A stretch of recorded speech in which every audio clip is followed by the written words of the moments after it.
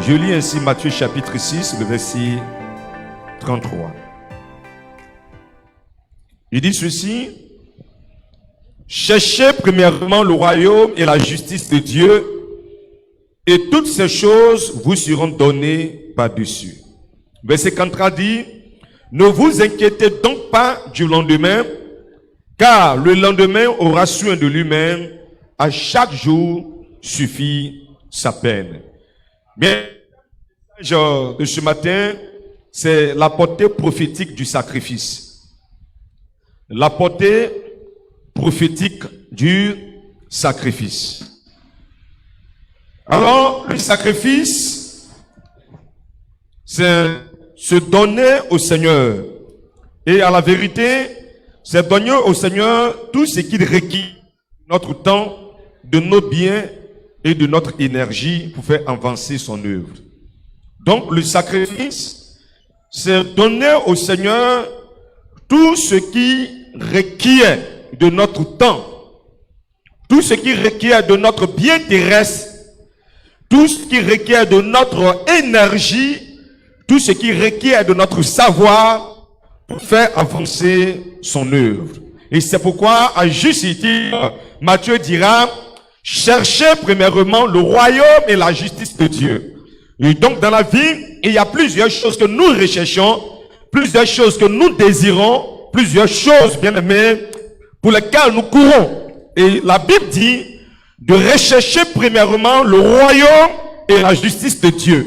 Et si nous respectons ce principe, il dit alors toute chose vous sera accordée. Et c'est pourquoi la Bible déclare que si nous faisons l'Éternel nos délices, il te donnera ce que ton cœur désire.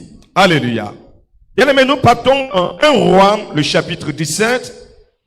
Et ensemble, nous allons voir l'histoire de cette veuve de Sarepta, qui est une histoire très riche et qui nous apporte vie et restauration en Jésus-Christ.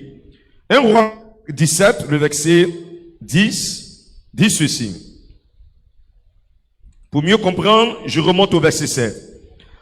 Alors, au bout d'un certain temps, le torrent fut à sec, car il n'était point tombé de pluie dans le pays. Alors la parole de l'Éternel lui fut adressée en ces mots: lève-toi, va à Sarepta, qui appartient à Sidon, et demeure là. Voici, j'y ai ordonné à une veuve de te nourrir. Il se leva et il alla à Sarepta. Comme il arrivait à l'entrée de la ville, voici, il y avait là une femme veuve qui ramassait du bois. Il appela et dit: va me chercher, je te prie, un peu d'eau dans un vase, afin que je boive. Verset 11. Et elle alla en chercher. Il appela de nouveau et dit: apporte-moi, je te prie, un morceau de pain dans ta main. Verset 12. Et elle répondit: l'Éternel ton Dieu est vivant. Je n'ai rien de cuit. Je n'ai qu'une poignée de farine dans un pot et un peu d'huile dans une cruche. Et voici, je ramasse 2 morceaux de bois, puis j'entrerai et je préparerai cela pour moi et pour mon fils. Nous mangerons, après quoi nous mourrons. Alléluia. Que Dieu bénisse sa parole. Quelqu'un me dit amen ce matin. Quelqu'un me dit fortement amen ce matin. Dis amen à l'Esprit de Dieu ce matin. Alors, la Bible déclare que Dieu se révèle à son noué, à son prophète Élie.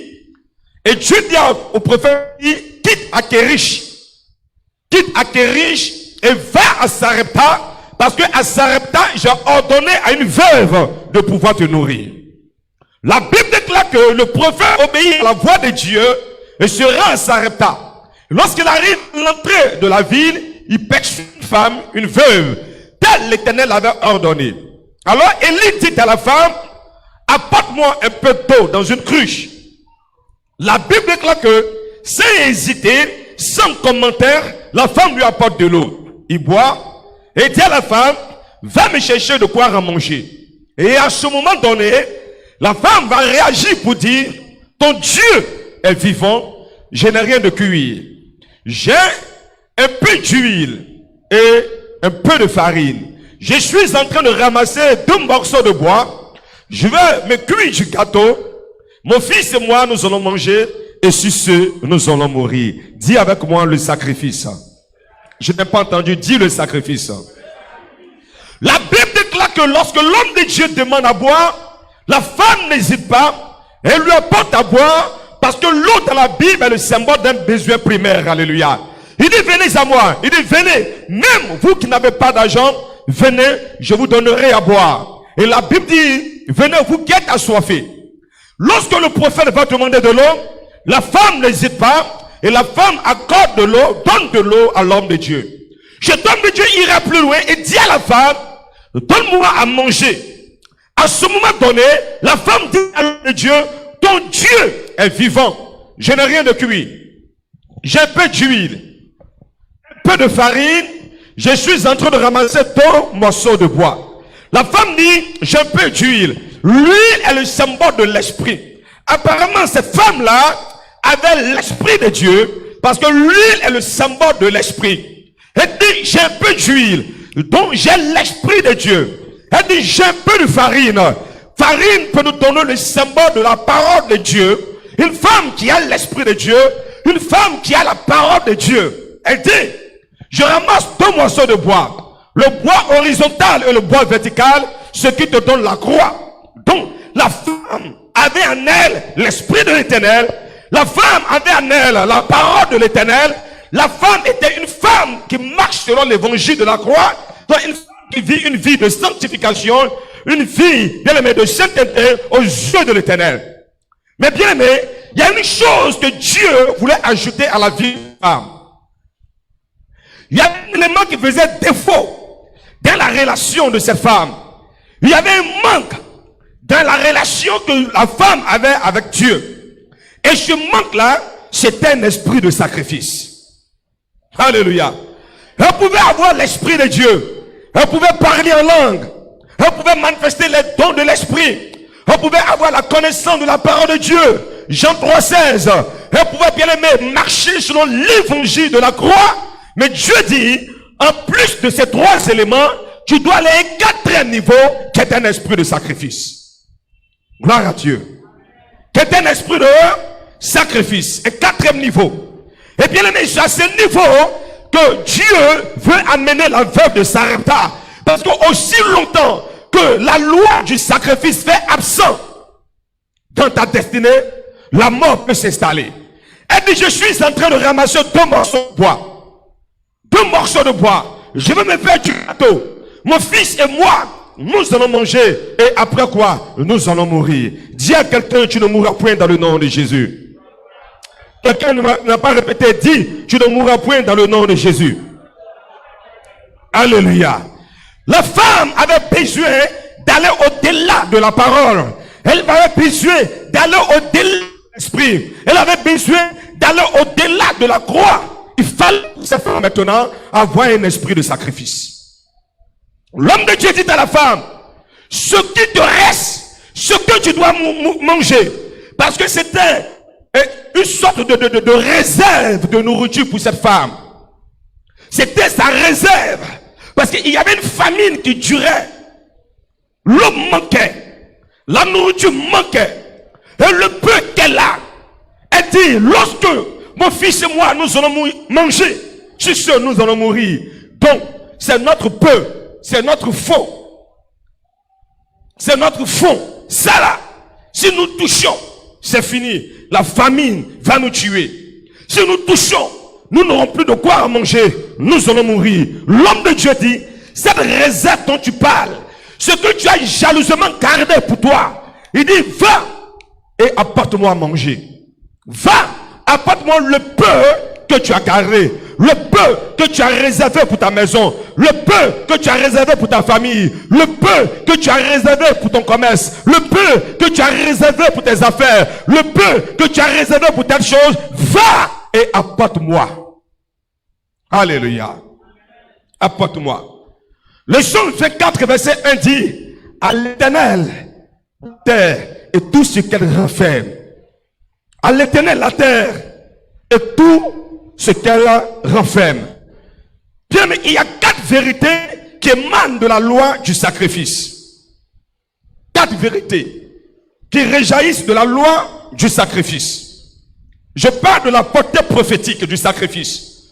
Parce que bien aimé, pour agir dans le prophétique ou opérer dans le prophétique, ou le prophétique se réaliser dans ta vie, tu es appelé à être un homme et une femme de sacrifice. Si vous n'êtes pas un homme, tu n'es pas un homme, tu n'es pas une femme de sacrifice, le prophétique n'aura pas son accomplissement dans ta vie. Alors, la première vérité qu'enseigne la loi du sacrifice, c'est que Dieu mesure ton don par rapport à ce que tu as, par rapport à ta capacité. Ton don n'est pas mesuré par rapport à ce que tu donnes ou ce que tu fais. Alléluia. Ton don là n'est pas mesuré par rapport à ce que tu fais ou ce que tu donnes. Quelqu'un pourra dire, il se donne beaucoup. Il se donne beaucoup. Il donne beaucoup. Il fait beaucoup. Dieu doit le bénir. Mais Dieu n'est pas touché. Dieu n'est pas touché par ce que tu donnes. Dieu est touché parce que tu réserves pour toi. Est-ce qu'une personne me suit ce matin? Dieu n'est pas touché par ce que tu donnes. Mais Dieu est touché par ce que tu réserves pour toi. La Bible déclare que les gens donnaient leur aumône. Les gens donnaient leur offrande et une veuve est venue la déposer. Jésus dit, de tous ceux qui ont donné, cette femme-là, elle a donné de tout ce qu'elle avait. Alléluia. Parce que les autres ont donné 500. Les autres ont donné 1000 francs. Je parle en termes d'argent pour que tu puisses mieux comprendre. Sinon, nous pouvons parler en termes de talent, en termes de capacité, en termes, bien aimé, du travail que nous faisons pour Dieu. Alléluia. Donc, Dieu, Matthieu chapitre 26, verset 7. Une femme s'approcha de lui tenant un vase d'albâtre qui renfermait un parfum de grand prix. Pendant qu'il était à table, elle répandit le parfum sur sa tête. Les disciples, voyant cela, s'indignaient et dirent, à quoi bon cette bête?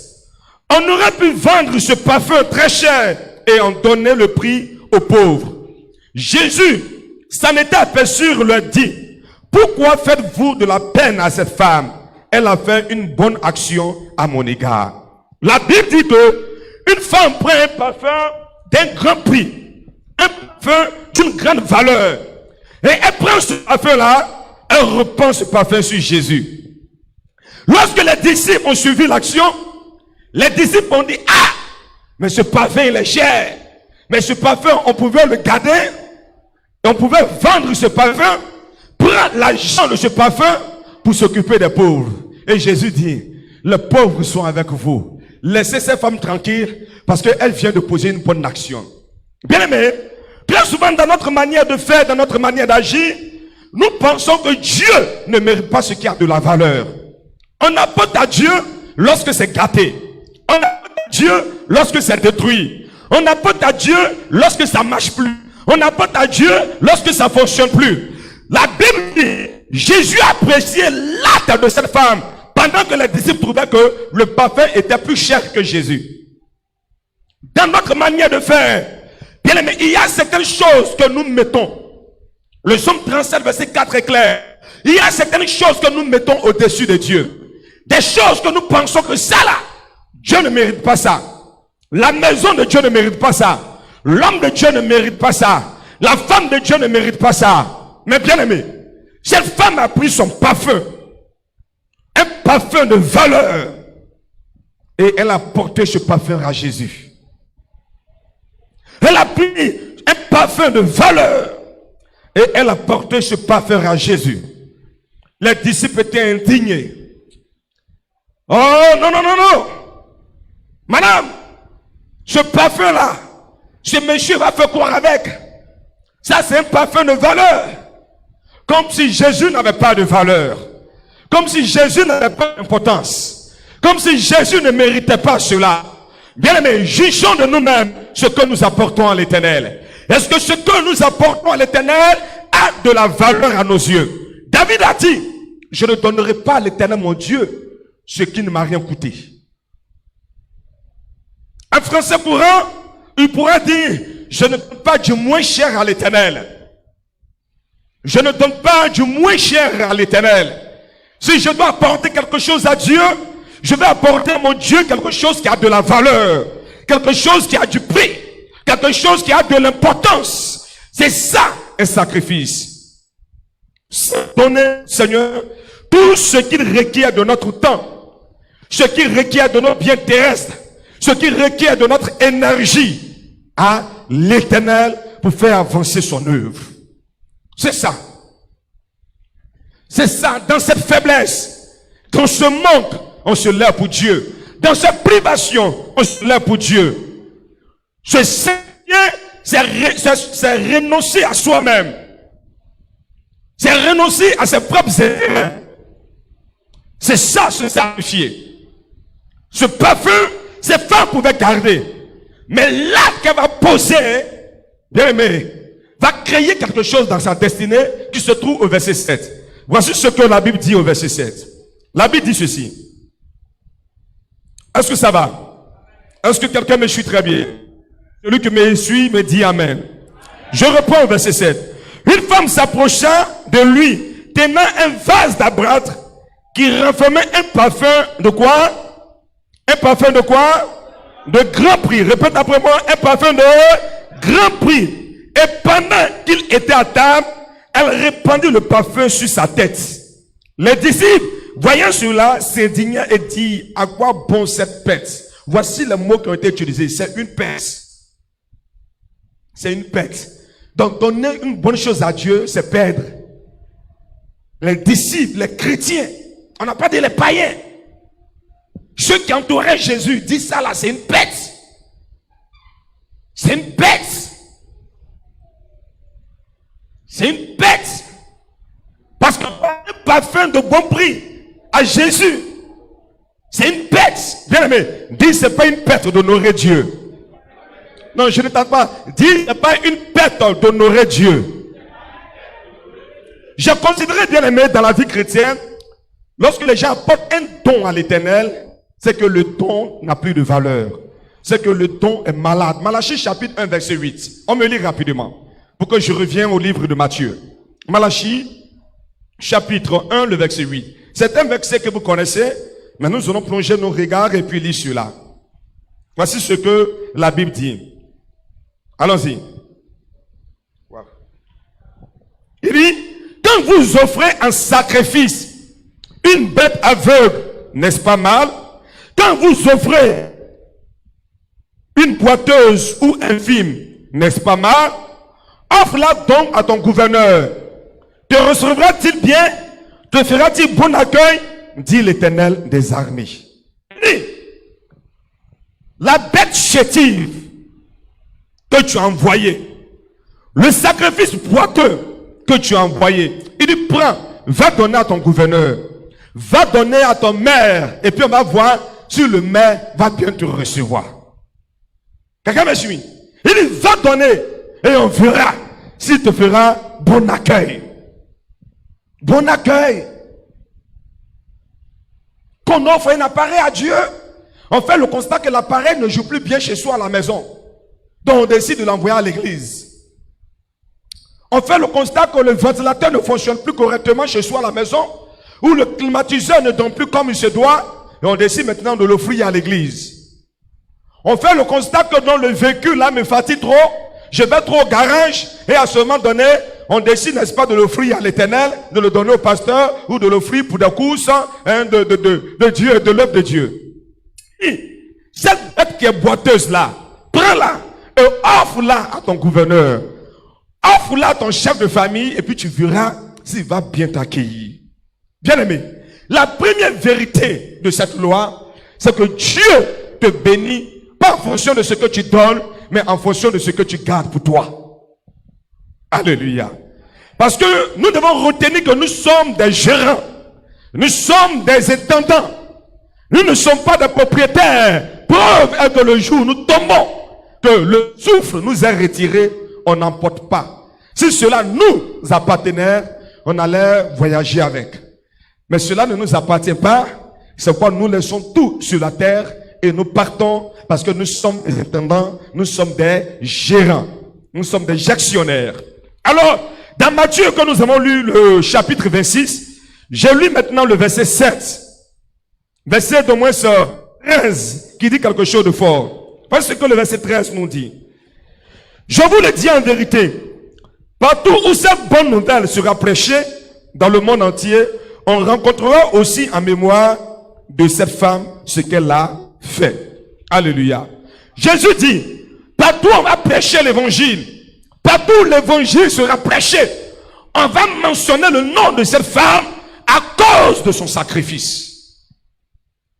L'œuvre que vous faites pour Dieu, les actions que vous posez pour Dieu, bien aimé, dégage une deuxième vérité. La deuxième vérité de la loi du sacrifice, c'est que bien aimé, ton sacrifice est un mémorial. Ton sacrifice là est un mémorial. Donc, ton sacrifice long se souviendra de l'acte que tu as posé. Et ce sont pas de mémoire. Pas de mémoire. Jésus dit que cette femme-là, le don qu'elle vient de faire, le sacrifice qu'elle vient d'apporter, partout on va prêcher l'évangile, on va citer le nom de cette femme. Alléluia. On va citer son nom. On va citer son nom. Un roi dans le livre de 2 Rois chapitre 20, il s'appelle Ézéchias. La Bible déclare que ce roi était malade. Malade à mort. Et Dieu envoie le prophète Esaïe, lui dit, mets de l'ordre dans ta maison parce que tu vas mourir. Quand il a entendu cela, bien aimé, il a fait face au mur. Et qu'est-ce qu'il dit à Dieu? Il dit, souviens-toi. Waouh. Souviens-toi. J'ai dit, ton sacrifice, la deuxième vérité est quoi? Est un mémorial. Il dit, souviens-toi. Dieu doit se souvenir de quoi? Quand vous prenez Ésaïe 43, le verset 26, il dit, réveille ma mémoire. Plaidons ensemble, parle toi-même pour te justifier. Dieu, je veux mariage. Dieu, je veux bénédiction. Dieu, je veux élévation. Dieu, je veux guérison. Dieu, je veux succès. Et Dieu dit, réveille ma mémoire. Plaidons ensemble. Faut que tu parles pour te justifier. Non, apporte les preuves que toi, ce que tu me demandes là, tu mérites cela. Tu mérites cela. Tout acte que nous posons dans la maison de Dieu, que ça soit bien aimé en agent, que ça soit de l'évangélisation, que ça soit le soutien d'une manière ou d'une autre, est un mémorial. Nos œuvres ont une mémoire et Dieu a une mémoire. Dieu dit, réveille ma mémoire. Réveille ma mémoire. Mardochée avait posé une bonne action en faveur du roi. Et on a oublié Mardochée. Cela peut arriver. Pas parce qu'aujourd'hui tu auras fait qu'aujourd'hui tu auras la récompense. Mardochée a été oublié. Mais la Bible déclare qu'un jour, le roi s'est réveillé de son sommeil. Il dit, apportez-moi le livre des annales. Donc le livre des souvenirs. On ouvre le livre, on feuillette et on ouvre le nom de Mardochée. On trouve également aussi l'acte que Mardochée a posé. Le roi dit, mais attends, quelle récompense cet homme a reçu? On dit rien. Le roi dit non. Parce que je n'arrive pas à dormir à cause de ses œuvres, bien aimés. Le Seigneur dit, nous avons été sauvés par la foi, mais pour accomplir quoi? De bonnes œuvres. On n'a pas été sauvés par nos œuvres. Donc le salut n'est pas une question de mérite. Personne n'a mérité le salut. Donc on a été sauvés par la foi pour accomplir de bonnes œuvres. C'est quoi? Le jour, bien aimé, nous mourrons. Ce qui nous accompagne, ce sont nos œuvres. Ce sont nos œuvres qui nous accompagnent. Nos réalisations ne nous accompagnent pas. Nos possessions ne nous accompagnent pas. Nos comptes bancaires ne nous accompagnent pas. Nos talents ne nous accompagnent pas. Mais ce qui nous accompagne, ce sont nos œuvres. Un roi aussi, du nom de David. Or, cet homme n'était pas encore roi. Et il a bénéficié du soutien de quelqu'un qui s'appelle Jonathan, fils de Saül. Chaque fois que Saül cherchait à tuer David, Jonathan le prenait puis le cachait. Saül est mort, Jonathan est mort, David est devenu roi. La Bible déclare qu'un jour étant assis, David dit, y a-t-il quelqu'un de la maison de Saül à qui je dois faire du bien. L'œuvre de Jonathan est remontée dans le cœur de David. Bien aimé, ton œuvre ne meurt jamais. Les gens peuvent tout effacer, mais on ne peut effacer les actes que tu poses pour l'avancement de l'œuvre de Dieu. L'homme peut ne pas s'en souvenir, mais Dieu se rappelle toujours. C'est pourquoi la Bible déclare qu'il n'est pas injuste pour oublier vos œuvres. On dit à David, il y a quelqu'un, petit-fils de Saül, fils de Jonathan, on dit quel? On dit c'est Méphibosheth. David dit non, allez-y me le chercher. On dit il est à l'autre débat, il vit dans la maison de Maki. Un petit-fils de roi qui est dans la misère. Jonathan a posé des actions. Méphibosheth n'a pas posé d'action. Mais l'œuvre de Jonathan va réclamer justice. La générosité de Jonathan, les actions de Jonathan vont réclamer justice. Et David va chercher Méphibosheth et l'établit dans le palais, lui donne une demeure dans le palais, lui dit dorénavant, tu vas manger à la table du roi. Bien-aimé, tes œuvres parlent en ta faveur. Regardez ce que la Bible dit du sang de Jésus. La Bible dit que le sang de Jésus intercède pour nous. Mais voici ce qu'elle dit. Elle dit que le sang est un intercesseur muet. Vous comprenez? Donc, le sang de Jésus ne parle pas pour dire, oh, Abba Père, ne fera pas victoire. Abba Père, pardonne le péché de grâce. Abba Père, pardonne la souffrance de temps. Non, non, non. Mais le sang qui est là est l'œuvre de Jésus. C'est le sacrifice de Jésus.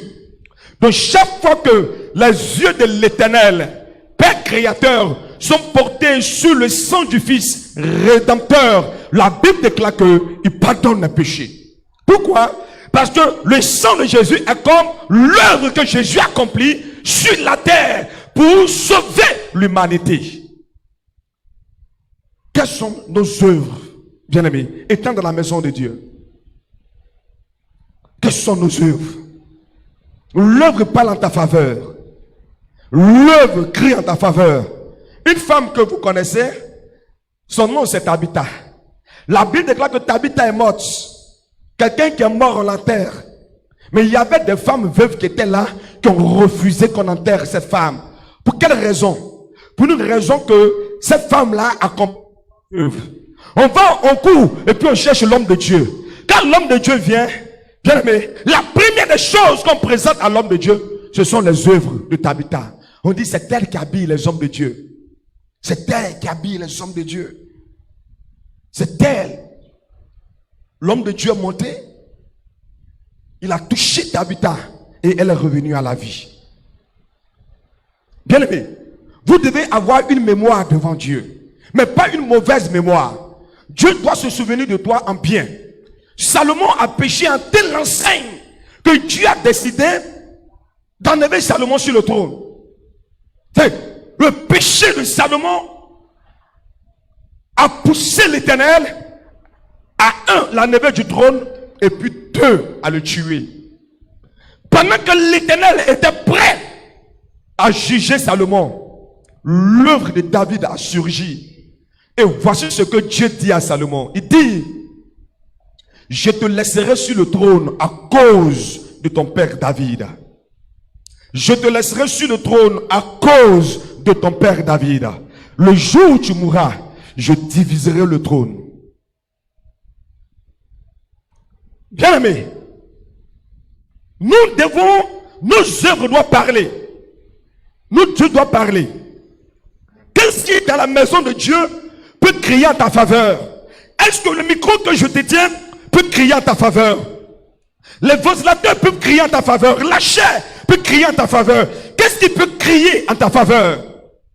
Jésus est rentré dans la maison de Pierre. Et quand il est rentré, il a trouvé la belle-mère de Pierre qui avait la fièvre. La Bible déclare que il le guérit. Aussitôt, elle se leva et le servit. C'est ça. La Bible déclare que Jésus a guéri la femme. Il a guéri. Aussitôt, elle se leva et le servit. Donc vous êtes assis ici. Qu'est-ce qui peut parler en votre faveur? Le centenier romain, il n'est pas un juif. Il n'est pas dans l'alliance d'Abraham. Mais la Bible déclare qu'un de ses serviteurs était malade. Et il cherchait une solution de guérison de son serviteur parce que c'était un serviteur qui était proche de lui. Il envoie les anciens. Waouh! Un païen qui peut envoyer les anciens, c'est que c'est quelqu'un qui fait de bonnes choses. C'est que c'est quelqu'un qui fait de bonnes choses. Les anciens, va parler à Jésus, allez-y parler à Jésus de mon serviteur. La Bible déclare que quand ils arrivent vers Jésus, voici ce qu'ils disent à Jésus. Il dit, cet homme mérite que tu lui accordes cela. Parce que un, il aime notre peuple. Deux, c'est lui qui a construit notre église. C'est là, je parle de mémoire. Alléluia. C'est lui qui a construit notre église. Souvent nous sommes dans la maison de Dieu. Mais bien aimé, rien ne peut crier en notre faveur. Rien. Actes chapitre 10, verset 4. Tu peux me lire.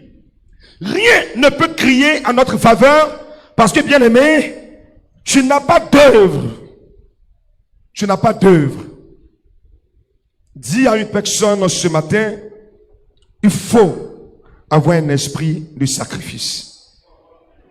Je ne t'ai pas entendu. Dis à quelqu'un, il te faut un esprit de sacrifice.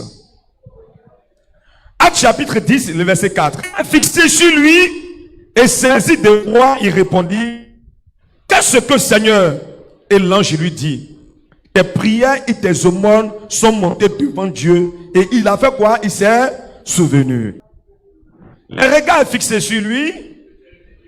Il saisit de froid. Il répondit, qu'est-ce que Seigneur? L'ange lui dit, tes prières et tes aumônes sont montées devant Dieu. Et il s'est souvenu. Alléluia. Il dit tes prières et tes aumônes. Il n'a pas dit tes prières seulement. Ta prière là a besoin d'un transporteur. Tu pries, c'est vrai. Mais qu'est-ce qui transporte ta prière? Qu'est-ce qui fait monter ta prière? L'ange lui dit, ta prière et puis tes actions là sont montées vers Dieu. Et Dieu a fait quoi? Il s'est souvenu. Dieu se souvient toujours. Bien aimé, Dieu se souvient. Il y a deux types de prières. Il y a une prière qu'on appelle la prière d'invocation. Beaucoup de chrétiens, la majorité, font cette prière en invoquant. Invoquer Dieu, c'est faire appel à Dieu. Oh Seigneur, souviens-toi de ma maison. Souviens-toi de mes enfants. Souviens-toi de moi. Seigneur, interviens. Oh Seigneur, interviens. Oh Seigneur, c'est une bonne chose. Mais il y a un autre type de prière qu'on appelle la prière d'évocation. Évoquer, c'est rappeler à la mémoire d'eux. Alléluia. C'est évoquer. C'est rappeler à la mémoire d'eux. C'est là qu'il a dit, réveille ma mémoire. Donc évoque, réveille ma mémoire. Est-ce qu'il y a quelque chose que je devais faire pour... Il faut me rappeler. Des gens qui ont été le plus rapidement exaucés dans la Bible ne sont pas des personnes qui ont passé leur temps à prier, mais des personnes qui ont posé des actions. Il y a une dame qu'on appelle la Sunamite. Nous chantons, tout va bien. La Bible déclare que cette femme avait une privation. Elle avait besoin de l'exaucement émanant de Dieu.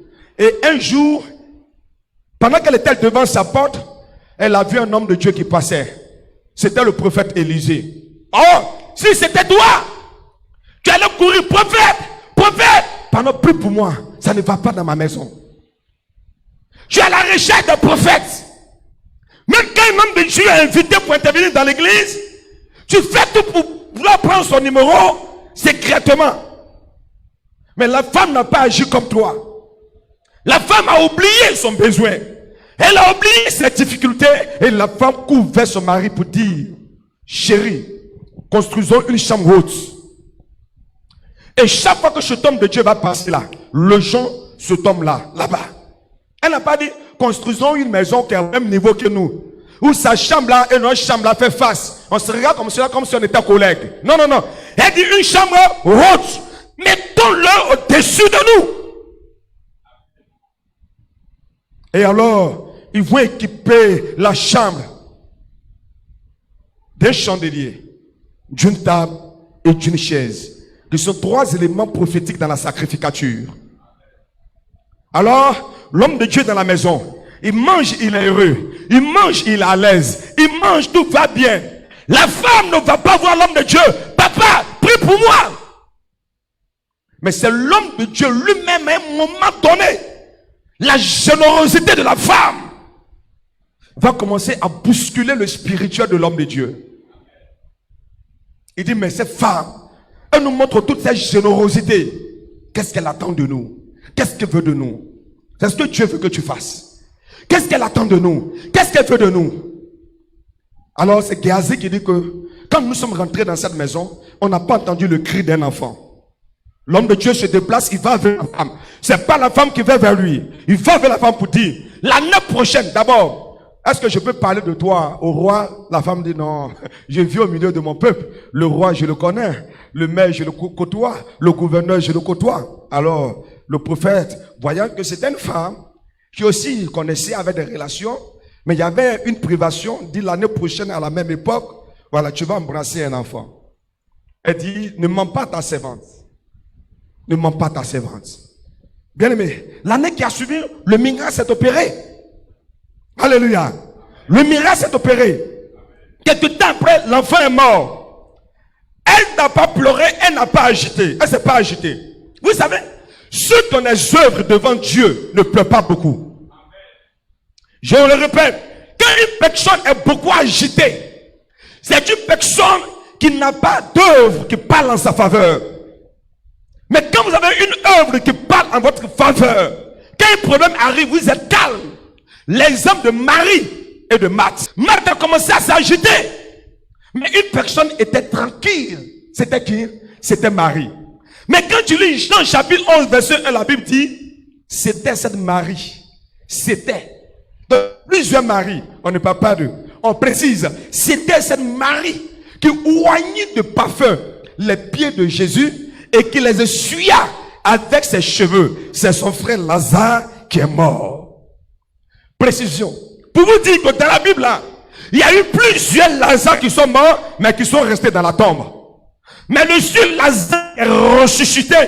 Il est ressuscité, pas parce que c'est quelqu'un de bien, mais il est ressuscité parce que sa sœur a posé une action qui réclamait résurrection.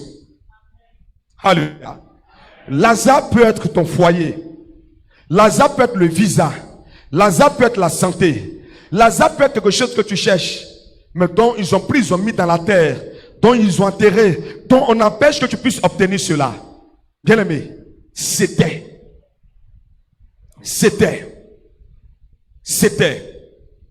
cette Marie qui oignait. Un homme qui travaille pour Dieu, une femme qui travaille pour Dieu, traverse les problèmes, traverse les difficultés, mais bien aimé, est tranquille. Parce qu'il sait que le Dieu qu'il sert va se manifester. La Bible dit que son nom, c'est fidélité. Son nom, c'est fidélité. Toi qui es là et que tu m'écoutes ce matin, où tu es venu pour une séance de délivrance, bien aimé, sur quoi on doit se baser pour que ta délivrance se manifeste? Sur quoi on doit se baser pour que ta délivrance se manifeste? Même Saül, dont son papa a perdu les ânes, a perdu le troupeau, dans la recherche des troupeaux, il se souvient qu'il y a un prophète. Et ils doivent aller vers le prophète. Et c'est son serviteur qui lui a dit, le prophète là, il peut nous révéler là où se trouve Pau. Mais qu'est-ce que Saül dit? Est-ce qu'on peut aller voir l'homme de Dieu les mains vides? C'est ça. Sur quoi? Quand tu pries, mais ta prière a besoin d'un transporteur. Et c'est quoi la Bible dit? Ne vous inquiétez de rien. Mais en toute chose, faites qu'on a vos besoins à Dieu. 1, par des prières. 2, par des supplications. Et puis il s'arrête là. Il dit, on dit Amen. Mais qu'est-ce qu'il dit? Par l'exaction de grâce. Tu pries, c'est une chose. Tu es bon en supplication, c'est une chose. Mais il dit avec. Quand on dit avec, c'est que tu additionnes, tu ajoutes, tu complètes. Tu déposes sur ta prière. Quand tu as prié là, tu déposes sur ta prière. C'est comme du sel ou de l'assaisonnement d'une nourriture. Tu as préparé, c'est vrai. Mais si ta sauce n'a pas été assaisonnée, elle aura un goût qui est fade. Donc c'est ça la prière. La prière, c'est que tu as préparé. Mais cette préparation a besoin d'être assaisonnée. Et ce sont tes œuvres. Ne sois pas un spectateur dans la maison de Dieu. Refuse d'utiliser l'expression simple fidèle. Il dit, offrez-vous à Dieu comme un sacrifice vivant. Un sacrifice vivant.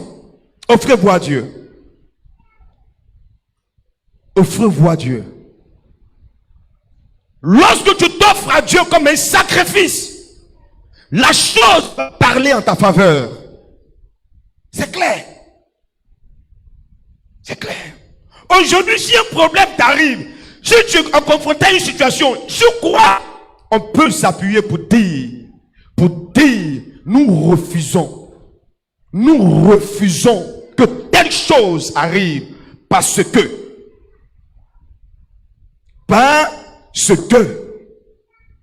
Vous savez bien, les méchants, je vous dire une chose. Souvent, vous pouvez être sollicité par une personne et votre temps vous fait défaut. Mais quelque part, il y a un élément qui va faire surface, votre conscience. Votre conscience va vous dire, ah lui là, chaque fois que tu es confronté à un problème, là, il a été toujours présent. C'est pas ça. Donc malgré que ton temps est plus compliqué, mais à cause des œuvres, des actes de cette personne-là, tu te sens contraint de pouvoir répondre, contraint de pouvoir y aller. Avec Dieu, c'est comme cela ça se passe. Donc ça, je suis sur la deuxième vérité. La vérité, bien aimé, du mémorial. Votre semence parle en votre faveur. Vos actes parlent en votre faveur. Salomon, écoutez, nous parlons de Salomon comme étant l'homme le plus riche, n'est-ce pas? Mais Salomon n'a pas prié pour être riche. Salomon s'est rendu à Gabaon. Quand il est arrivé à Gabaon, il a pris 1000 bœufs. 1000. 1, 2, 3, 4, jusqu'à 1000. Et puis il a donné à Dieu. Waouh. Salomon, tu aimes le Seigneur. La Bible déclare qu'il allait se coucher. La même nuit, Dieu l'a réveillé. Et Dieu lui dit, mais jeune homme, qu'est-ce que tu veux que je fasse pour toi? Salomon dit, Seigneur, donne-moi la sagesse. Oh, Dieu dit, oui, tu auras la sagesse, mais je vais te rendre riche, plus prospère que même les herbes qui poussent sur la terre. À cause de ton sacrifice. À cause de ton sacrifice. Alléluia. La troisième vérité, bien aimée, sur le sacrifice est une âme de guerre. Et moi, c'est cette partie-là que j'aime beaucoup. Ton sacrifice est une âme de guerre. Quand vous prenez 2 Rois, le chapitre 3, à partir du verset 18 jusqu'au verset 26, vous allez comprendre l'histoire. Alléluia. La Bible déclare que le peuple de Dieu est allé consulter le prophète Élisée parce que il devait affronter le roi de Moab. Donc ils sont allés voir l'homme de Dieu. Et l'homme de Dieu lui a dit, dans cette vallée, faites des fosses. Dans cette vallée-là, creusez. Vous ne verrez ni le vent, ni la pluie. Mais moi, prophète de l'Éternel, je vous dis que dans cette vallée-là, il y aura de l'eau. Vous allez boire. Vos brebis vont boire. Et vous irez en guerre, vous allez remporter la victoire. Israël est parti en guerre avec la prophétie. Et pendant que Israël menait le combat, la Bible déclare que le peuple de Dieu remportait la victoire. Il remportait la victoire à cause de quoi? À cause de quoi? À cause de la prophétie. La parole qui est sortie de la bouche du prophète. À un moment donné, le roi de Moab, se sentant faible, il a pris 70 soldats d'élite, allés à nouveau pour affronter Israël. Quand il est parti, on les a battus.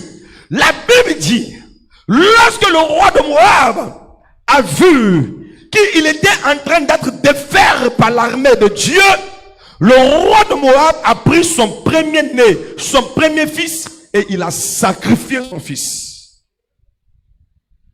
Quand il a sacrifié son fils, Israël s'est tombé ses armes. Et Israël s'est retourné à la maison. Parce que la Bible déclare que l'indignation s'est emparée du peuple. Ce n'est plus la peine qu'on va combattre. Nous, on rentre chez nous. Or, vous savez qu'en guerre, celui qui replie, c'est qu'il a perdu. Donc, la prophétie gagnait. La prophétie prenait le dessus. Mais lorsque le sacrifice a fait son apparition sur le champ de guerre, la prophétie est obligée de se taire. Et le sacrifice a pris le dessus. C'est quoi, bien aimé? On peut être en train de livrer une prophétie sur la vie de quelqu'un. Je prends un exemple simple. Une prophétie sur quelqu'un, une prophétie de grandeur sur la vie d'une tierce personne. Et la prophétie sort. Tu seras grand. La prophétie sort. Quelqu'un me prépare Matthieu, Genèse chapitre 15. Et je vais mieux vous expliquer cela. La prophétie sort. Tu vas voyager. La prophétie sort. Tu vas réussir. Pendant que le prophète est en train de prophétiser sur ta vie, si quelqu'un dans la salle se lève et prend une femme et dépose dans le panier, cette personne vient de détourner la prophétie à son avantage. Parce que lorsque le sacrifice fait son apparition, la prophétie se tait. Alléluia. Alléluia. Est-ce que je parle à quelqu'un? Israël est parti en guerre avec la prophétie. Ça veut dire quoi? Oh, je vais réussir. On a dit cette année je vais voyager. Cette année je vais obtenir ceci. Cette année je vais obtenir cela. Mais l'apôtre Paul dit à Timothée, d'après la prophétie qui est sur ta vie, combat le bon combat. Quand on parle de combat, on parle de sacrifice. Vous pensez que c'est facile de se lever à minuit et puis prier pendant qu'on a sommeil? Vous pensez que c'est facile de laisser son commerce et puis venir au culte du soir? C'est un sacrifice. Il y a des fidèles de l'église qui habitent en Makori, qui marchent de Makori jusqu'à commencer combien là? C'est un sacrifice. Quand je parle de sacrifice, ne regarde pas seulement que uniquement que l'aspect l'argent. Jardis, c'est ton effort, ton énergie que tu mets pour l'avancement de l'œuvre de Dieu. Si vous combattez, vous priez, vous n'avez pas de résultat, bien aimé, associez à votre prière un sacrifice. Waouh! Écoutez, la Bible déclare que l'Éternel dit, oui, construis-moi une hache parce que je vais apporter de l'eau et puis l'eau va tuer tout le monde sur la terre. N'est-ce pas? Alors, Noé va construire l'hache. Et Dieu envoie la pluie qu'on appelle le déluge. Tous ceux qui ne sont pas dans l'arche meurent. Mais quand Noé sort de l'arche, qu'est-ce qu'il fait?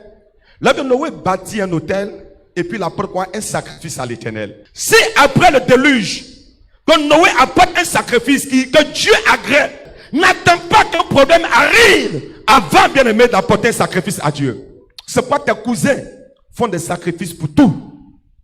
Ils ont compris ça. Avant de dresser une table pour vendre, il va faire un sacrifice. Pour faire telle chose, il va faire un sacrifice. Telle chose, il va faire un sacrifice. C'est les chrétiens qui n'ont pas compris la loi du sacrifice. Sinon, les cousins ont compris, il faut un sacrifice pour tout. Pour tout, il faut un sacrifice. Dieu appelle Abraham dans Genèse le chapitre 12. Quand Dieu appelle Abraham, il dit à Abraham, quitte ta patrie, quitte ta maison. Il dit, va dans le lieu que je t'indiquerai. Je veux une personne pour la lecture rapidement pour que je gagne en temps. Genèse chapitre 12. Tu me lis rapidement. Quand je te dis de sauter, tu sautes et puis on va avancer.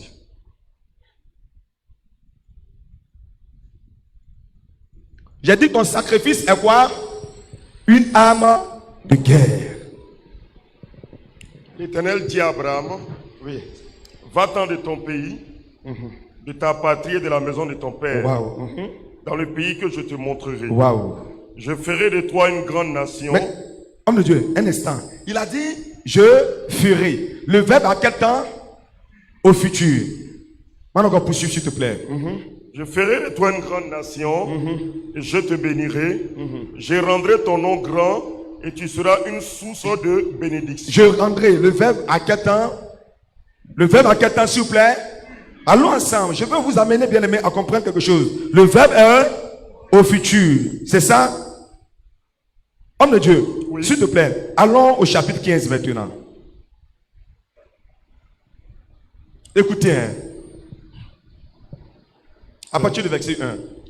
Après ces événements, Oui, la parole de l'Éternel fut adressée à Abraham dans une vision. Et il dit, oui. Abraham, Abraham, ne crains point. Je suis ton bouclier et ta récompense sera très grande. sera. Le verbe à quel temps? Au futur. Je veux, bien aimé, je veux t'entendre parler. Le verbe est à quel temps? La Bible, l'Éternel dit d'Abraham, ne crains point, parce qu'Abraham a commencé à avoir des craintes. Dieu, tu m'as appelé, tu as dit tu vas me bénir. Jusqu'actuellement, là, je ne vois rien. Donc le doute là a commencé à s'apparenter au cœur d'Abraham. Parce que depuis que Dieu parle à Abraham, il parle toujours au futur. Je te bénirai, tu seras, etc., etc. Homme de Dieu, poursuis s'il te plaît. Poursuivons s'il te plaît. Au verset 2, Oui. Abraham répondit, Seigneur éternel, que me donneras-tu? Je m'en vais sans enfant. Et l'héritier de ma maison, c'est Eliezer de Damas. Oui. Au verset 3, et Abraham dit, voici, tu ne m'as pas donné de postérité. Et celui qui est né dans ma maison sera mon héritier. Alors la parole de l'Éternel lui fut adressée ainsi, ce n'est pas lui qui sera ton héritier, mais c'est celui qui sortira de tes entrailles qui sera ton héritier. On peut suivre, homme de Dieu. Après l'avoir conduit dehors, il dit, regarde vers le ciel et compte les étoiles si tu peux les compter. Et il lui dit, telle sera ta postérité. Tel sera au futur. Allons-y. Abraham eut confiance en l'Éternel qui le lui imputa à justice. On peut suivre. L'Éternel lui dit encore, je suis l'Éternel qui t'a fait sortir du en Chaldée pour te donner en possession ce pays. Abraham répondit, Seigneur éternel, à quoi reconnaîtrai-je que je le posséderai? Bien aimé, écoutez, maintenant au verset 8, après tout ce long discours là, Abraham maintenant dit à Dieu, Seigneur, tu as dit que je serai grand, mais par quoi je saurai ou connaîtrai-je que ce que tu as dit là va arriver? Quelqu'un me suit très bien. Donc, tu seras, c'est quoi? C'est le futur, c'est une prophétie. La prophétie, c'est toujours dans le futur. Hein? Tu seras grand, hein? Tu seras élevé, tu réussiras, tu prospéreras, tu auras. Tout ça là, bien aimé, c'est la prophétie. Mais Abraham dit à Dieu, j'ai compris. Mais moi là, je ne veux pas vivre dans le futur. Je veux vivre dans le présent. Par quoi connaîtrai-je que ce que tu as dit va arriver? Écoutez maintenant, Dieu dit à Abraham. Allons-y, papa. Et l'Éternel lui dit, prends une génisse de 3 ans, une chèvre de 3 ans, un bélier de 3 ans, une tourterelle et une jeune colombe. Abraham prit tous ces animaux, les coupa par le milieu et mit chaque morceau l'un vis-à-vis de l'autre. Mais il ne partagea point les oiseaux. Les oiseaux de proie s'abattirent sur les cadavres et Abraham les chassa. Au coucher du soleil, un prophète sommeil tomba sur Abraham. Et voici, une frayeur et une grande obscurité vint l'assaillir. Et l'Éternel dit à Abraham, sache que tes descendants seront étrangers dans un pays qui ne sera point à eux. Ils y seront asservis et on les opprimera pendant 400 ans. Mais je jugerai la nation à laquelle ils seront asservis et ils sortiront ensuite avec de grandes richesses. Toi, tu iras en paix vers tes pères et tu seras enterré après une heureuse vieillesse. À la 4e génération, ils reviendront ici, car l'iniquité des Amoréens n'est pas encore à son comble. Quand le soleil fut couché, il y eut une obscurité profonde. Et voici, ce fut une fournaise fumante et des flammes passèrent entre les animaux partagés. Enfin, verset 18. En ce jour-là, l'Éternel fit alliance avec Abraham. Et dit, je donne ce pays à ta postérité. Merci, homme de Dieu. Et dit, je donne. Quelqu'un a remarqué? Et dit, je donne. Le verbe à quel temps? Le verbe est au présent. Pourquoi? Parce que Abraham a apporté maintenant un sacrifice à Dieu. Et l'Éternel fit alliance avec Abraham et dit, je donne. Là où tu veux accélérer l'exaucement de la prière, tu veux accélérer la grâce de Dieu, la faveur de Dieu, sois un homme et une femme de sacrifice. Abraham a entendu la promesse de Dieu, lui promettant la terre de Canaan. Dieu l'appelait dans Genèse le chapitre 12. Nous sommes au chapitre 15. Abraham ne voit rien. De chapitre 12 au chapitre 15, ça fait 3 chapitres. Quand il dit à Dieu, à quoi connaîtrai-je? Si je reformule la question, quelle est ma contribution? Car les choses cachées sont à l'Éternel Dieu. Et celles qui sont révélées sont à nous et à nos enfants de génération en génération. Deutéronome 29, 29. Donc Seigneur, puisque tu as révélé la chose, la Bible dit, les révélés sont à nous. Ah, quand c'est caché là, c'est affaire de Dieu, hein? Quand c'est caché, c'est affaire de Dieu. Oh, je prends un exemple simple. Une prophétie sort, oh, toi, cette année tu vas te marier. La prophétie de Dieu commence par son contraire. C'est pas lorsque le bâton de Moïse devient un serpent, Dieu lui dit, abaisse-toi et attrape-le par la queue et non par la tête, parce que la prophétie commence par la queue. Quand Dieu t'annonce une bénédiction, c'est là que le problème commence. Pourquoi? Si la bénédiction n'avait pas de problème, si le mariage n'avait pas de problème, Dieu n'allait pas l'annoncer. Quand Dieu dévoile quelque chose, c'est parce qu'il y a un souci que Dieu dévoile. S'il n'y avait pas de souci, il allait conserver la chose. Alléluia. Mais quand il expose, c'est parce que toi, à qui la chose révélée concerne, tu as besoin de te lever. Selon que Ésaïe 60, verset 1 dit, il dit, lève-toi, sois éclairé, car ta lumière arrive. Bien-aimés frères et sœurs, Abraham a apporté le sacrifice. Et Dieu dit, je donne. Ça c'est pour la terre de Canaan. Dieu dit, je donne. Même pour le central. C'est quand Abraham a fait un sacrifice que Dieu aussi a parlé de date. Sinon, depuis qu'il parlait à Abraham, il n'a jamais donné de date à Abraham. Mais le jour où il était assis en plein midi, où la chaleur du soleil, dans un désert de Mésopotamie, étant en train de fatiguer le visage d'Abraham, Abraham a vu 3 hommes qui passaient. Il dit non, vous ne pouvez pas passer loin de votre serviteur. Si je trouvais grâce à vos yeux, entrez chez moi. Est-ce qu'il s'attendait à des étrangers? Est-ce qu'il a préparé pour les étrangers? C'est un esprit de sacrifice qui va se manifester ici. Il est en train de se préparer, de laver les pieds. C'est un sacrifice. C'est un sacrifice de voir 3 hommes que tu ne connais pas, les accueillir chez toi. Et en signe de bonne réception, les Juifs lavent les pieds de leurs invités pour leur dire que non, je suis content de te recevoir. Et Sarah apporte la nourriture. Pendant qu'ils étaient en train de manger, l'homme de Dieu, la bouche autorisée, dit Abraham, mais où est Sarah? Abraham dit Sarah dans la cuisine. Depuis que Dieu parle, n'a jamais donné de date. Qui me rappelle le mois dans lequel nous sommes, le mois de novembre. C'est ça.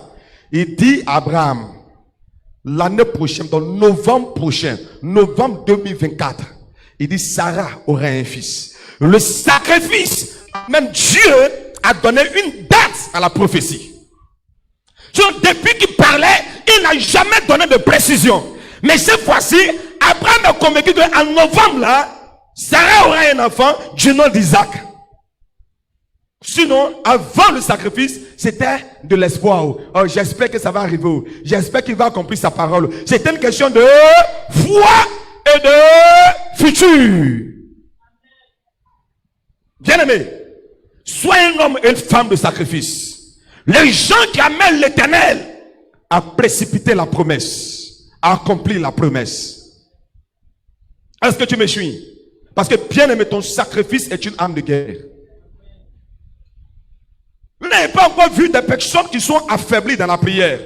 Ils ne peuvent plus. Mais quand tu fais bien, mais tu poses une action qui marque Dieu, l'homme de Dieu lui-même prend un moment de jeûne pour toi. Donc ce n'est plus toi qui pries, mais l'homme de Dieu lui-même, il se met dans un moment de jeûne pour toi à cause de ce que tu as fait dans la maison de l'Éternel. C'est pourquoi tu ne dois pas passer inaperçu dans la maison de Dieu. Tu ne dois pas passer inaperçu dans la maison de Dieu. Il y a des gens pour lesquels tu peux te lever à minuit, même quand tu as sommeil et que ton téléphone crépite, tu te lèves à minuit parce que ce sont des hommes et des femmes de sacrifice. Il y a des personnes pour lesquelles tu peux, pendant qu'il fait chaud, tu peux te lever. Ce n'est pas une question de discrimination. Dieu fonctionne ainsi. Dieu fonctionne ainsi.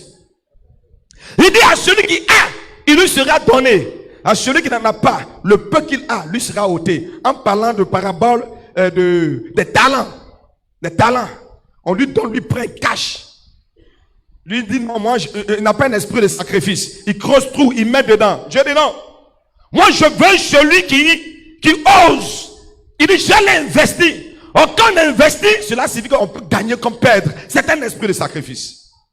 Il dit, je l'établis gouverneur sur 5 villes. Je l'établis gouverneur sur 10 villes. Il dit, mais toi, le peu que tu as là, on va te prendre. Et puis on va te donner à celui qui a beaucoup.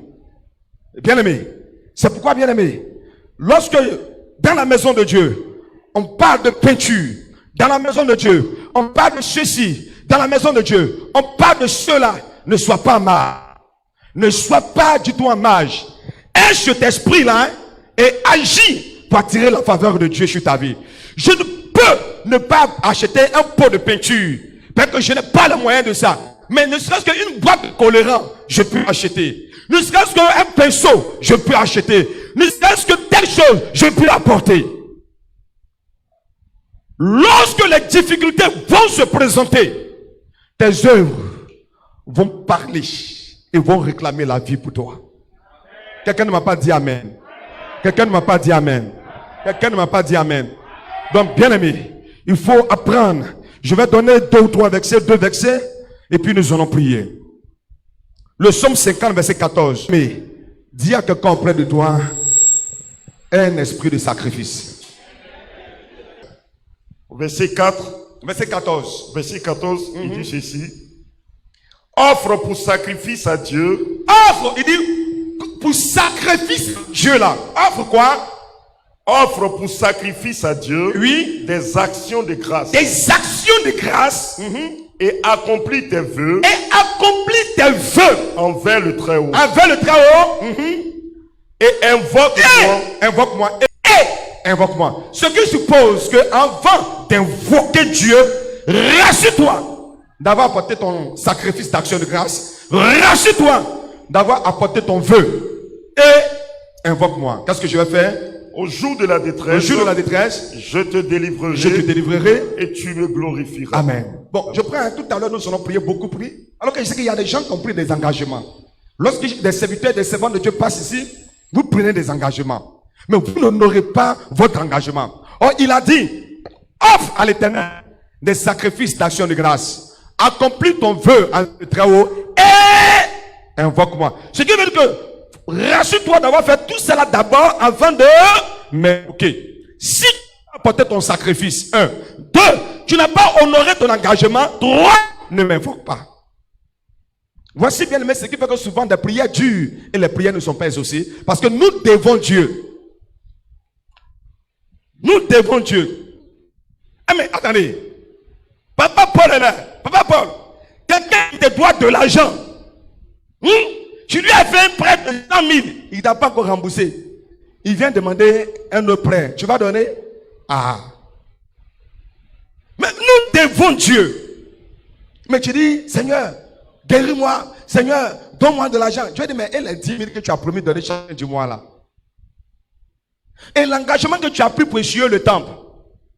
On a dit qui sont ceux qui veulent évangéliser. Tu es sorti, tu es venu t'arrêter. Tu es venu un vendredi, les autres jours là, non. C'est pas ton affaire. Il dit, accomplis ton vœu. Et invoque-moi. Je veux te répondre et puis tu vas me glorifier. Exode chapitre 5, verset 5 dit, n'ouvre pas ta bouche. À partir du verset 1. Et il dit, ne fais pas un vœu à Dieu sans l'accomplir. Il poursuit pour dire, pourquoi Dieu s'irriterait-il de tes paroles et détruira-t-il l'ouvrage de tes mains?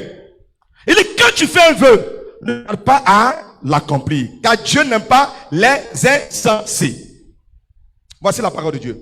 Il dit, ce n'est pas un sorcier qui va détruire ton travail, mais il dit, c'est moi Dieu. Parce que quoi? Tu as dit quelque chose que tu n'as pas respecté. Le problème n'est pas que je vais le faire, mais le problème c'est de le faire à temps. Je reprends le verset. Il dit, quand tu fais un vœu à Dieu, quelle est la suite du verset? Quand tu fais un vœu à Dieu, Philippe, termine, ne tarde pas à l'accomplir. Donc le problème n'est pas d'accomplir ou de ne pas l'accomplir. Mais le problème, c'est le retard dans l'accomplissement. Quand tu dis tout compte faire, je vais faire. Mais il a dit ne tarde pas. Ne tarde pas à l'accomplir. Il dit sinon, Dieu lui-même là va détruire ton travail parce que ta bouche a fait pécher ta chair. Mon dernier verset, c'est toujours dans le même psaume 50. Rassemblez-moi mes fidèles qui ont fait alliance avec moi par le sacrifice. Papa, merci beaucoup. Voici là où je vais m'arrêter. Il dit, rassemblez-moi mes fidèles. Il n'a pas dit les fidèles. Il dit, mes fidèles. Qu'on fait quoi? Alliance avec moi par le sacrifice. Alléluia. Il dit, rassemblez-moi mes fidèles. Quand on dit mes, c'est que ça m'appartient. Qui ont fait alliance avec moi par le sacrifice. Bien-aimé, quel est ton sacrifice? En énergie. Ton sacrifice. En savoir. Parce que c'est aussi un sacrifice. Tu peux apporter tes idées pour faire avancer l'œuvre de Dieu. Tes idées, tes connaissances, ton savoir-faire. De ton argent, de ton temps. De ta personne, de tes relations. Tout ça, on appelle ça sacrifice.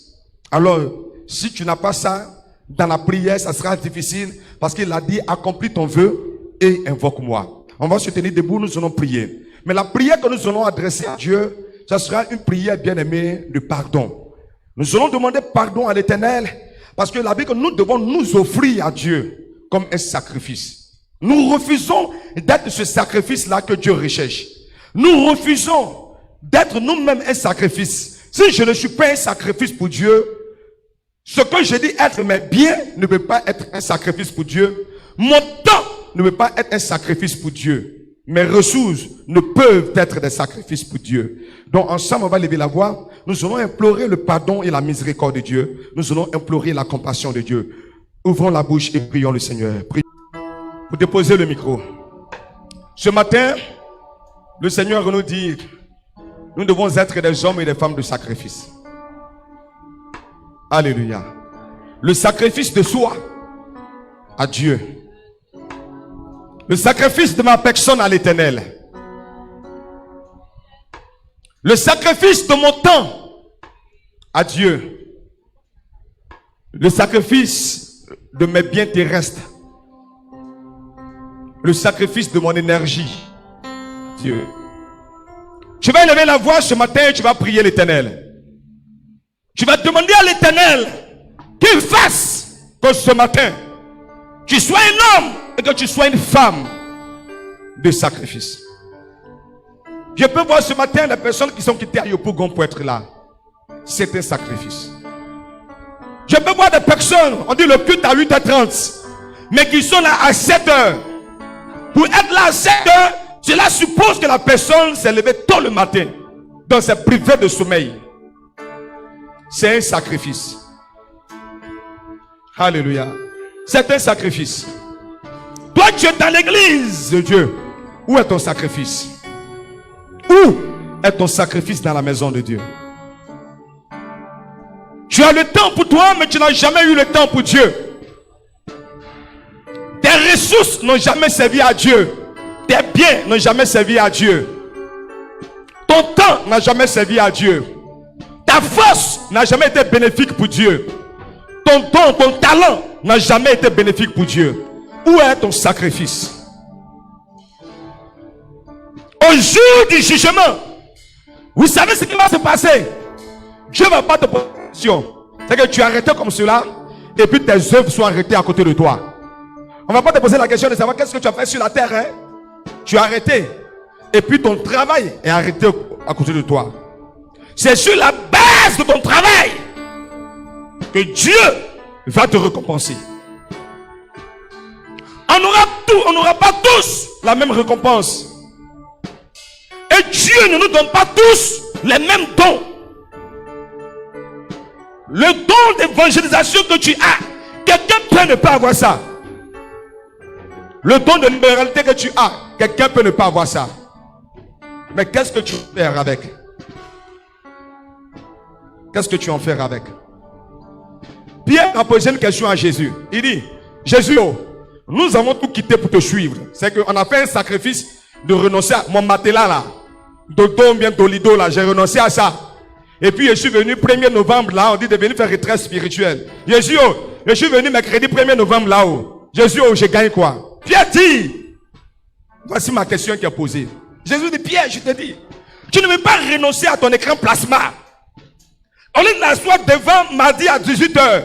Regarder film. Tu renonces à ça pour être à l'église. Vendredi, tu renonces à ça pour être à l'église. Jésus dit, tu ne veux pas faire de pareils sacrifices.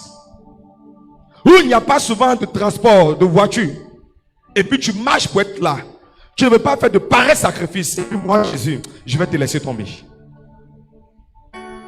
Il y a des gens bien-aimés qui n'ont pas de salaire, qui n'ont pas de travail. Mais quand tu vois leur vie, tu es étonné de voir comment ils vivent. Comment ils s'en sortent. Et tu vas remarquer même qu'ils sont plus beaux que toi-même tu as un gros salaire. Tu vas trouver qu'ils mangent bien que toi-même qui as un gros salaire. Parce que dans le sacrifice à Dieu, Dieu n'abandonne pas. Souvent tu lui dis donne-moi l'argent, puis il n'a pas l'argent. Puis tu dis non, tu n'as pas envie de me donner. Oh, à la vérité, la personne n'en a pas. Mais le fait que cette personne sert Dieu à fond, Dieu s'occupe de lui. Apprenez le secret et puis vous allez comprendre de quoi je parle. Tu es étonné de voir que tu as des factures, tu as des charges. Mais lui qui est assis là-haut ne te laisse pas tomber. Pourquoi? Parce que tu ne triches pas dans ce que tu fais. L'apôtre Paul a dit à Timothée, il dit, donne-toi tout entier. Donne-toi tout entier. Afin que tes progrès soient évidents pour tous. Donne-toi tout entier. Il ne faut pas tricher. Il ne faut pas tricher. Quelqu'un pose la question de savoir lui-même il fait comment. Mais lui qui est assis en haut là-bas, là, il connaît à faire. Il n'est pas la honte, il ne peut pas mettre la honte. Lui qui t'a appelé là, il n'est pas la honte, il ne peut pas mettre la honte sur toi. Si tu es vrai dans ce que tu fais, si tu es sincère dans ce que tu fais, il ne peut jamais mettre la honte sur toi. On n'a qu'à venir te menacer parce que tu as une facture à payer. Mais comment ça s'est passé? C'est là que j'aime le soudainement, le brusquement, tout accoutement. Quelqu'un peut m'aider? Immédiatement, en même temps, paf! C'est fait. Comment ça s'est passé? Je ne sais pas. Bien-aimé, sois bête. Excuse-moi, je t'aime, hein. Sois fou pour Dieu. Sois fou pour Dieu. Sois un sacrifice. Ta vie là, ça ne t'appartient pas. Le jour où tu tombes, on ne va plus t'appeler Hélène. On t'appelait dépouille ou cadavre. Tu m'entends? Le jour où tu tombes là, c'est fini. Donc celui qui fait qu'on t'appelle par ton prénom, on t'appelle par ton nom, faut l'honorer. Faut le servir. Faut pas taper pour dire tu sais qui je suis. Tu fais ça, tu as des problèmes, tu as des difficultés. Mais Dieu, il dit, le malheur atteint souvent, mais l'Éternel en délivre toujours. Amen. Un seul sujet de prière. Que Dieu te donne un esprit de sacrifice. Quand je parle de sacrifice, je parle d'un esprit de serviteur. Que Dieu te permet de le servir à tous les niveaux que ce soit. Que tu sers Dieu avec ton argent, tu sers Dieu avec ton don, tu sers Dieu avec ton temps, tu sers Dieu avec ta famille, tu sers Dieu avec ta maison, tu sers Dieu avec ce que tu as et ce que tu es. Élevons la voix et prions le Seigneur. Là où s'arrête la main de l'homme, commence celle de Dieu.